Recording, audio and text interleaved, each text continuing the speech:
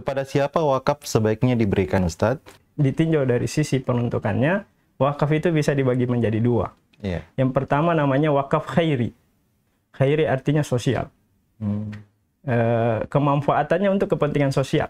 Misalkan ini ada mobil kita wakafkan untuk di lembaga tertentu, ya, maka tentu manfaatnya untuk kepentingan sosial. Ya. Sama juga di lembaga dakwah seperti ini, di TV-TV seperti ini, kita wakafkan alat-alat seperti ini kan dimanfaatkan. Itu untuk kepentingan sosial. Itu namanya wakaf khairi. Ya. Wakaf khairi. Jadi tidak usah sungkan-sungkan untuk berwakaf di di media-media dakwah seperti ini. Karena ini bagian dari amal jariah. Kemudian yang kedua, ada namanya wakaf zurri, yaitu pada orang-orang khusus yang ditentukan oleh pewakaf.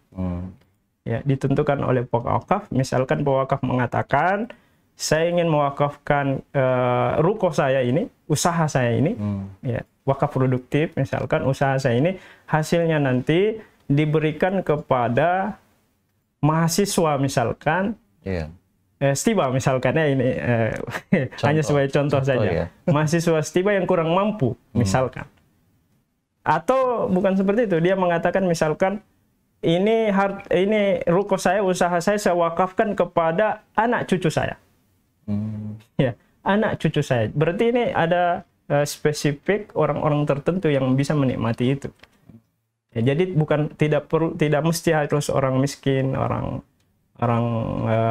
fakir, ya. Tetapi wakaf ini boleh, yang penting untuk kepentingan Islam dan kaum muslimin. Ya, bahkan boleh pada anak keturunan. Ya, anak keturunan. Jadi kalau pewakaf menulis syarat-syaratnya, ya, syarat-syaratnya bahwasanya nanti hasilnya ini kepada orang-orang tertentu, beberapa kali turunan misalkan, dia sebutkan spesifikasinya, itu boleh. Dan seorang nazir kan istilah pengelolanya namanya nazir. Jadi penerima manfaat wakaf tidak mesti dia yang mengelola, tidak mesti. Boleh kita memilih mencari orang yang mengelola. Ya, misalkan perusahaan, kita cari orang tertentu yang kita amanah untuk mengelolanya. Ya, dia mendapatkan keuntungan tersendiri dari situ, tapi manfaatnya nanti boleh kita sebutkan kepada siapa. Ya, manfaatnya kepada siapa. Itu perbedaannya dengan zakat. Ya, zakat terbatas, ya, hanya kepada 8 asnaf saja. Namanya mustahik, itu hanya 8 asnaf saja, kelompok, 8 kelompok, fakir, miskin, mu'allaf, dan seterusnya. Kalau wakaf, ya, tidak terbatas. Ya, tidak terbatas dan boleh sesuai kehendak pewakaf. Pewakaf. Iya, sesuai kehendak pewakaf, tidak mesti orang fakir dan miskin.